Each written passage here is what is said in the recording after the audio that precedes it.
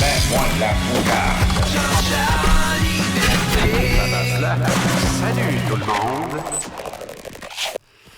Comment ça va? Très heureux de vous retrouver. Excellent lundi. Bon début de semaine. Ça swing. Il y a du stock. Il y a du stock. À chaque fois qu'on revient d'un week-end, il y a du stock.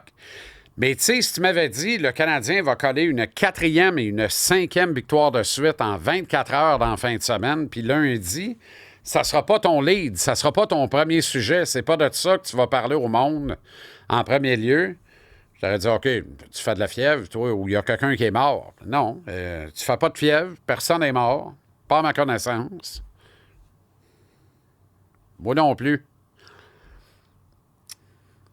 Mais il faut parler d'Alex Ovechkin. Bon, pour la poutine, là, c'est 895, c'est fait. Wayne, c'était 894 en 1487. Ovi, c'est 895 en 1487. Je lui en veux. Il m'a presque fait perdre le chalet vendredi. J'étais convaincu qu'il réglait ça à domicile. Je vous l'avais dit, d'ailleurs. Il va en scorer 3 ce soir contre les Blackhawks. Le dernier dans un filet désert. Et alors, ça va être réglé. En un match de moins que Wayne, il va avoir marqué un but de plus, puis il va avoir fait ça à la maison. Le scénario s'est écrit de manière admirable. Il y avait 2 buts dans le bras. Les Hawks tirant derrière 4-3 retirent Spencer Knight à la faveur d'un 6e attaquant. Ovi regarde Coach Canberge, j'embarque pas. Coach Canberge, hein? J'embarque pas. Je veux pas finir ça d'un filet désert. OK. Ryan Leonard a scoré d'un filet désert. On remet Spencer Knight dans le net. Ovi embarque. 3 tirs au but en 40 quelques secondes. À chaque fois, Knight est comme déçu de faire l'arrêt. Il peut toujours bien pas se tasser dans l'avant de la puck. À chaque fois, il est comme déçu de faire l'arrêt. Tu sais, on dirait qu'il fait semblant de faire semblant de pas vouloir, puis la rondelle le frappe, puis OK. 2e fois, OK. 3e fois, OK. Un cirque. Mais on perdait rien pour attendre. Ça s'est réglé à Belmont hier dans la principauté de Gary, le grand marché du New York métropolitain. D'ailleurs, ça s'est réglé pas dans le même building où lui a sévi le plus clair de sa carrière, mais face à l'équipe avec laquelle il a si fièrement performé à un niveau qui est sensationnel. Et je parle de mon regretté collègue et bon ami Mike Bossy, qui a tout vu ça d'en haut, qui a probablement pitché ses lunettes.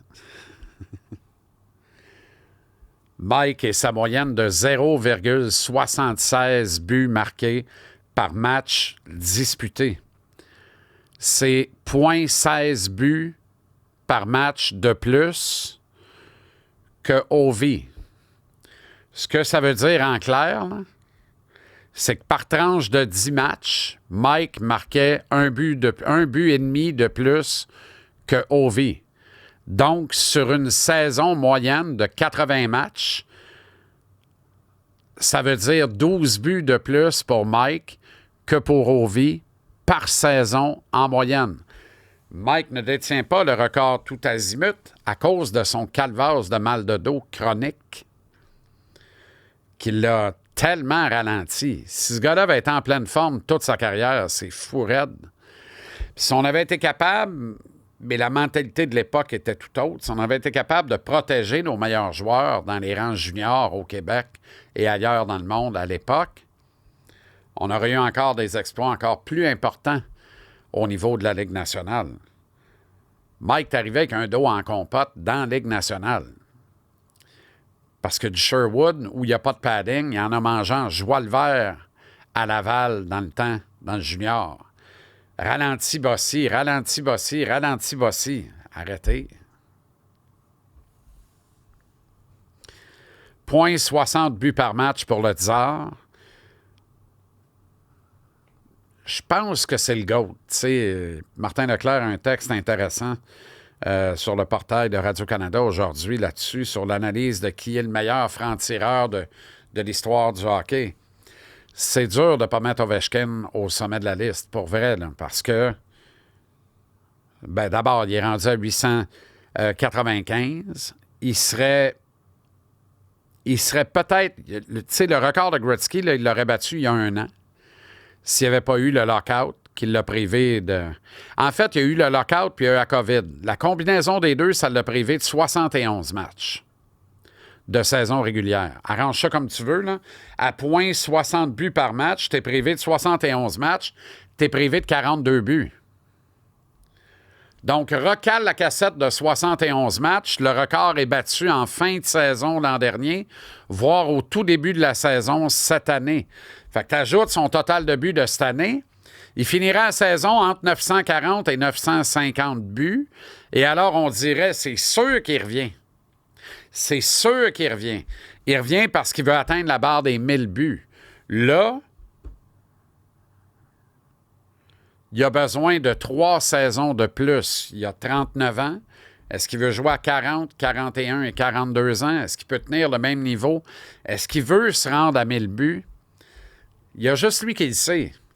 Moi, il y a quelque chose qui me dit qu'il ne veut pas se rendre là. Honnêtement, là, tu sais, je connais pas l'avenir, là. Là, il est à 8,95. Il va faire un push, c'est sûr, pour pogner 900, là. C'est sûr qu'il veut 900. Ça, c'est officiel. Mettons qu'il atteint la barre des 900 buts pile-poil à la fin de l'actuelle saison. Ça se peut-tu qu'il décide d'arrêter ça là, puis de signer un contrat, peut-être l'un des contrats les plus lucratifs de l'histoire de la KHL, pour aller en tournée de reconnaissance dans son pays pendant 1 saison, peut-être 2? Ça se peut-tu qu'il fasse ça? C'est-tu possible qu'il décide de faire ça?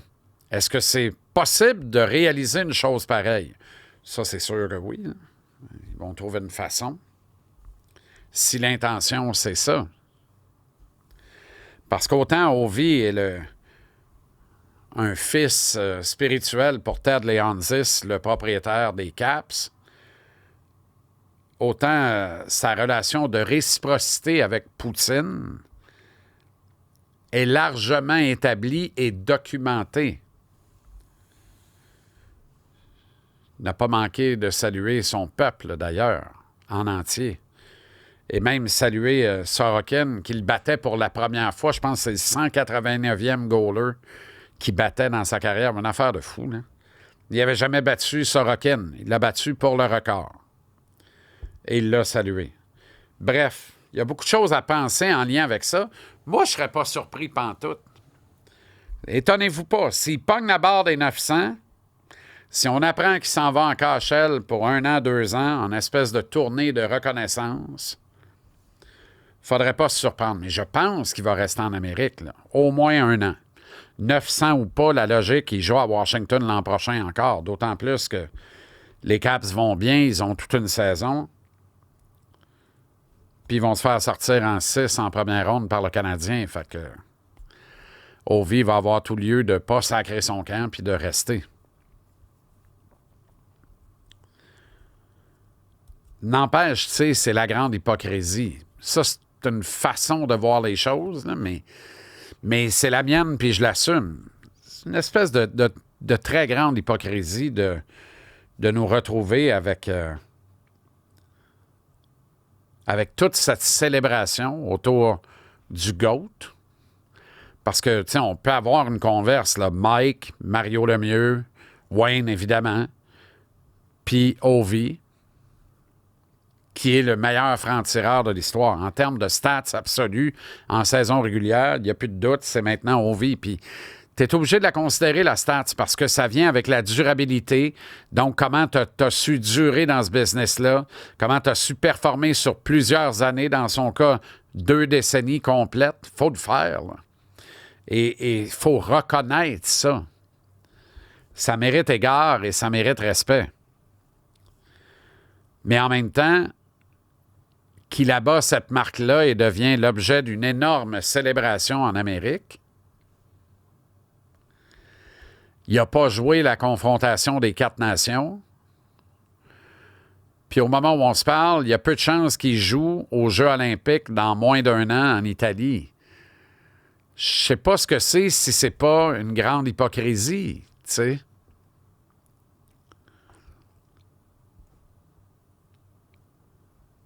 Il y a un côté de moi qui dit tant mieux, les athlètes russes n'ont pas d'affaires là. Mais il y a un gros côté de moi qui dit si tu es reconnu coupable de dopage et que tu as donc gagné une médaille ou un titre en trichant, tu dois être banni, condamné, suspendu, puis les peines doivent être de sévères à très sévères à très, très sévères, voire dissuasives, littéralement. Ça t'enlève le goût. Tu ne reviendras pas, toi, puis le prochain, il n'aura pas le goût de se faire prendre. Moi, je suis pro ça. Ça, il n'y a aucun doute.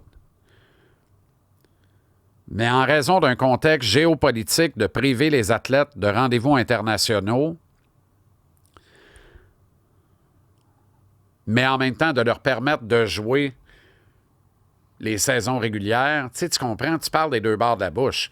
Si on permet à Ovi de jouer dans la Ligue nationale puis qu'on se permet de l'acclamer, et je pense qu'on a raison de le faire, dans ce record extraordinaire, il n'y a aucune raison qu'on ne lui permette pas de représenter son pays dans une confrontation des 4 nations, qui deviendra une confrontation des 8 nations, éventuellement à la Coupe du Monde, éventuellement aux Jeux olympiques. Voyons donc. Voyons donc. Ouais, mais c'est la Fédération internationale de hockey sur glace versus la Ligue nationale. Rien à serrer. Rien à serrer. Come on. Tu veux les meilleurs, prends les meilleurs. Parce que là, tu sais, on va faire quoi là, quand les États-Unis vont prendre le Groenland de force? On fait quoi? On bannit les États-Unis des Jeux olympiques puis des rencontres internationales? Sérieux? Je vous le dis de même, puis vous comprenez que ça n'arrivera jamais. 2 poids, 2 mesures? Peut-être. Peut-être. En même temps, je ne défends pas le régime Poutine, là, mais pas pantoute. Là. Puis je ne défends surtout pas l'invasion de l'Ukraine, là, mais zéro. Là. Je condamne ça avec véhémence. Mais je fais juste dire, dans toute la marde dans laquelle on baigne au quotidien, là, tout le contexte géopolitique mondial qui nous amène une incertitude, un stress collectif épouvantable, stress en valeur ajoutée à cause de la pression financière en raison de la guerre économique que Donald Trump a décidé de déclarer au monde entier ou à peu près.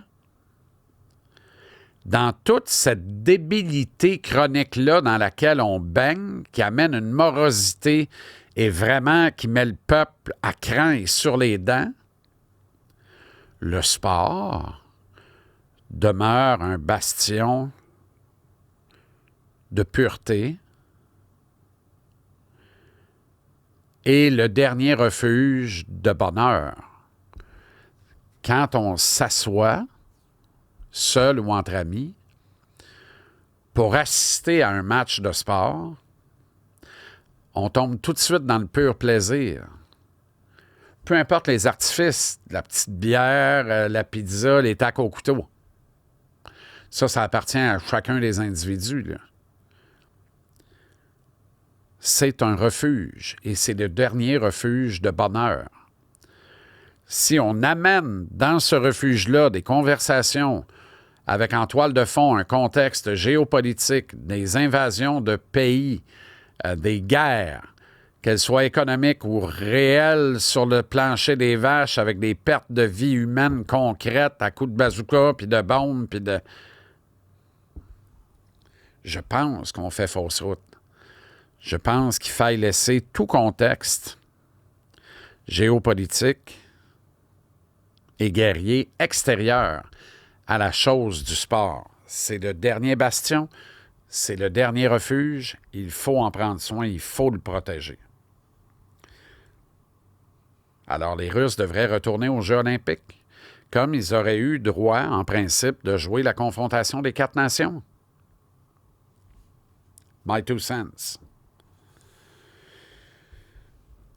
Le plus heureux du record de Ovechkin, là. Ah oui, by the way, Gretzky. Décidément, Wayne, là, qu'est-ce que tu mets dans tes céréales? Tabaslac, tu vieillis mal. Tu sais, t'as-tu vraiment besoin, quand tu prends parole dans le vestiaire, de rappeler à Ovi que ton grand-père est d'origine russe? T'as vraiment besoin de dire ça?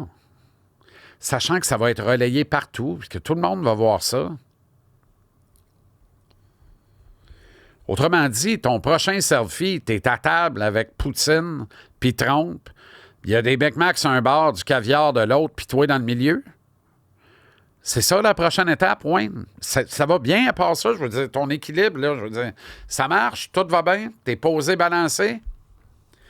Tabaslac. Qu'est-ce qui vient de passer? Le jugement. Ah. Toi, Wayne, moi, je suis sur le quai. Il a passé ben trop vite. Levé la tête en calvasse. C'est effrayant. Coach Canberge, de son véritable nom, Spencer Carberry. Lui, il est content. Il est très content. Lui, là, il aurait aimé ça. Lui, il l'a pas dit. Il n'a pas les moyens. Il peut rien dire. Il n'a pas les moyens. T'as aucun moyen devant un gars qui va scorer un 895e goal. Je veux dire, le gros bout du bâton, tous les bâtons sont dans les mains d'Ovi. Il n'y en a aucun dans les mains du coach. Mais lui, vendredi, quand Ovi a dit « je vais pas », un petit net, sûr qu'il a lâché un tabarnak à l'intérieur de lui-même. Il l'a lâché, là. Fâché. Lui, il a hâte, en joie le vert, que le record soit réglé. Hier, là, dans la célébration de son sourire, il disait tout. Le câlin qu'il a fait à Ovi disait tout. Enfin, on va arrêter de parler de ça, puis on va recommencer à se concentrer sur notre mission puis notre saison. C'est n'importe quoi à Washington depuis un bout, là. Indigne du premier club by far qui a atteint les 100 points de classement. Puis là, ça stalle. 5-4-1 dans les 10 derniers. C'est indigne d'un club de 110 points, là. Ça marche pas, là. Même hier, là, ils perdent contre un club qui ne bat plus personne, là. Bon, ils vendent chèrement leur peau. Puis là, ils collent une coupe de victoire, mais ils ne feront pas les séries, là, les Islanders, là. Les Caps ont besoin de se refocusser sur le vrai projet. Le vrai projet était les 895 buts de Wayne. C'est fait. Là, on se concentre sur le nouveau vrai projet. Puis le nouveau vrai projet, gagner des games en transféré avec un vent de dos, puis essayer de veiller le plus tard possible. Ça n'arrivera pas. Qui c'est qui vient de passer? Le jugement. Non, le jugement est passé tout à l'heure. Ah. Qui c'est qui vient de passer? Le Canadien. Ah! Qu'est-ce que tu fais, toi? Moi, je suis sur le quai, il a passé ben trop vite. Attache-toi, hein? Attache-toi, Ovi. Tu sais, c'est la tempête parfaite à Washington, là. Ovi est hors norme, il retourne en haut des 40 buts. Dylan Strome a la saison de sa vie, il n'y a plus personne qui pensait ça. Pierre-Luc Dubois a la saison de sa vie, il n'y a plus personne qui pensait ça. Tout le monde est comme over and above. Les deux goalers s'ostinaient pour dire il y en a un ou deux qui vaut 10 millions. Non, les deux en valent 10. Finalement, les deux en ont 3 quelques pouces par année, puis les deux en valent peut-être 2,5 chaque. Thompson va avoir le net. Ça se peut qu'à Game 3 de la série, on se demande on le laisse-tu là ou on envoie Charlie Lindgren? Charlie Lindgren. Ben, niaises-tu? 2 pattes gauche en plus. Extraordinaire pour des gunslingers droitiers. Je te présente Patrick Laine, Cole Caulfield. Ouch! Même Kapanen, un bon shot. C'est un droitier. Parce que là, Armia ne peut plus shotter. On a des droitiers. C'est parfait de battre des goalers pas de gauche. J'adore ça. Vas-y sur le bloc, low bloc, high bloc. Vas-y sur le biscuit. C'est un Oreo, il a saucé dans le lait. Et le biscuit est mou.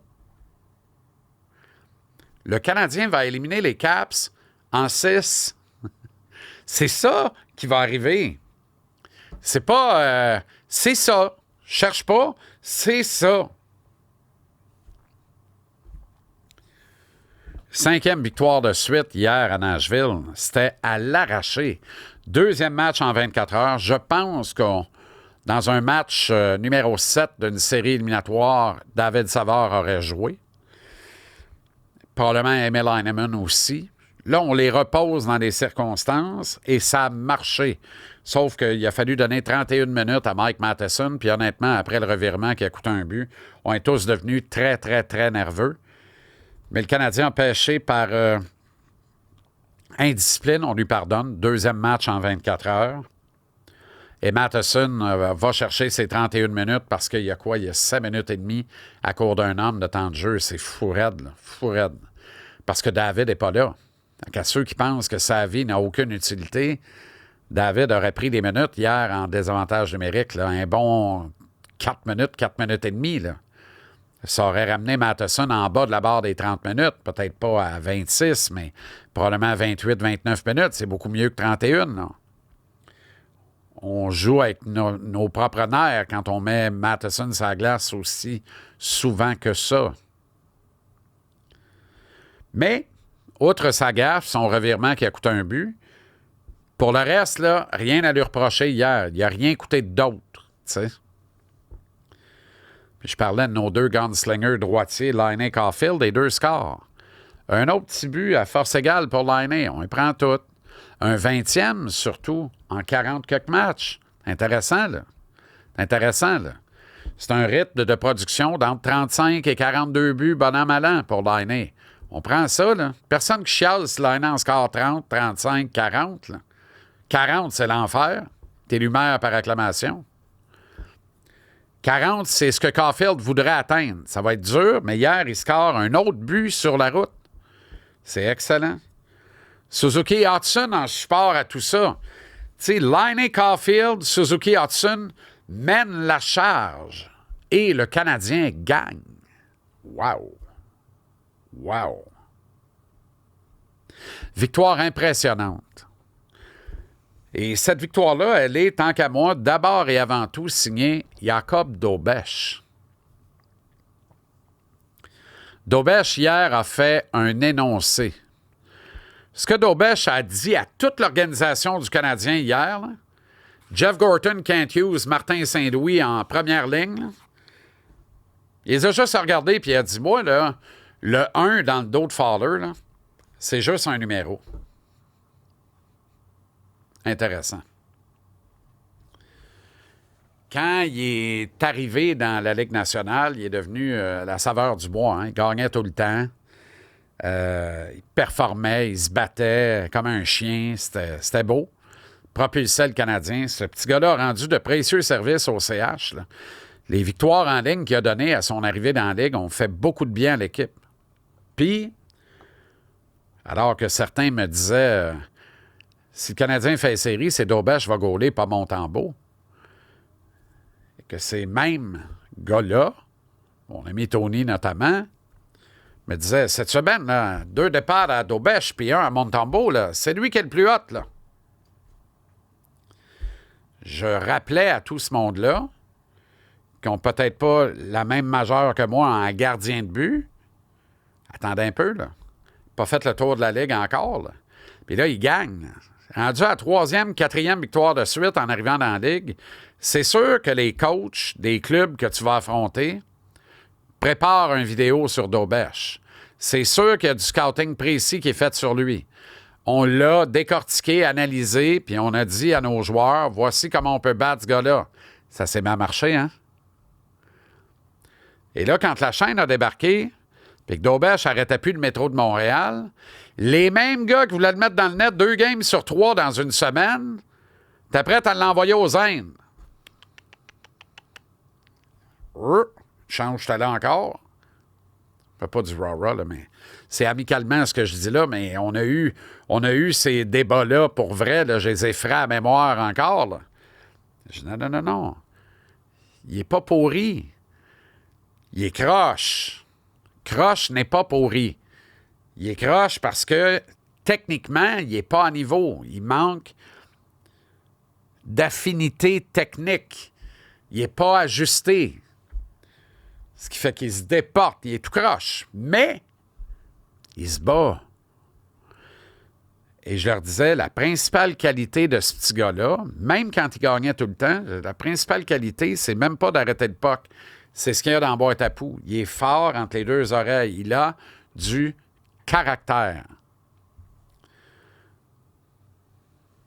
Il est un peu meilleur techniquement que quand il est arrivé, mais pas encore à point. Il y a énormément de travail à faire. Mais on voit sous nos yeux un gardien de la Ligue nationale. Ça ne sera pas ici, là, parce que nous, le destin est tracé. Là. Puis je pense que Sam va accepter de rester ici puis de jouer un peu les seconds violons avec Fowler éventuellement. Je ne suis pas en train de dire que Fowler n'est pas le gardien d'avenir du Canadien. Au contraire, Fowler est le gardien d'avenir du Canadien. Je fais rien que dire, Dobèche, le 1 dans le dos de Fowler, ce n'est qu'un numéro. Don't count me out. Sortez-moi pas de la discussion. Enlevez-moi pas de l'équation. Je suis là, puis si ça ne fait pas ici, ça fera ailleurs, mais je suis un gardien de la Ligue nationale. Hier, là, c'est un kid tout croche, avec un cœur de lion, puis un caractère époustouflant, qui savait qu'avec ses jambes fraîches, là, de je goal aux 10 jours, ça repose sur moi ultimement. Il sort 36 arrêts. Arrête, là. La game hier, c'est Dobèche. Bravo à Jacob Dobèche. Beaucoup de caractère. Puis là, on respire d'aise, puis le Canadien est en série. Il reste un ennemi. Alors, regarde le classement, viré d'un bord ou de l'autre, là, il en reste un ennemi. Puis la beauté, là, ça peut se régler demain. C'est pour ça, d'ailleurs, que c'est le seul ennemi qui reste. Les Red Wings sont les nouveaux increvables. Pourquoi? Ils sont à 6 points de nous autres, c'est vrai. Mais ils ont un match en main. Mettons qu'ils gagnent. Ils sont à 4 points de nous autres. Et ça dépend d'eux autres. Ils l'ont, le match en main. Ils vont le jouer, pas nous autres. S'ils gagnent, ils sont à 4 points. Demain, c'est eux autres contre nous autres, chez nous, dans notre château fort. S'ils viennent nous battre en 60 minutes à la régulière et qu'ils gagnent le match qu'ils ont en main, les deux clubs ont 78 matchs de jouer, il en reste 4. Détroit est à 2 points de nous autres. Nous, 3 des 4 matchs qui restent, c'est dos à dos, Ottawa et Toronto sur la route, vendredi, samedi. Chicago passe gratis mardi à Montréal, il faut les battre pareil. Puis on finit jeudi de la semaine prochaine contre Caroline. Morale de l'histoire, là, le dernier ennemi qui te reste, tu peux le kicker à grands coups de lame de patin, comme une ruche d'abeilles, puis sauve-toi en patinant, puis patine vite. Parce que ça vole vite, des abeilles. Buzz, buzz, buzz. C'est Détroit. T'as 5 victoires de suite, t'es pas encore arrivé. Faut que tu pushes demain. Push le bouchon. Faut que tu le pushes, le bouchon demain. Tout le monde doit être frais, dispo. Faut que tu battes Détroit en 60 minutes. Tu règles un gros dossier. On poursuit la conversation avec un peu d'extra CH, un peu de CF, un peu de balle avec Guerrero. Tout ça dans le vestiaire pour les abonnés Patreon, nos joueurs actifs de ce sanctuaire. Merci bien gros d'être là. On remet ça demain à midi pour un autre épisode de Jean-Charles en liberté. C'est un grand privilège. Merci d'être là.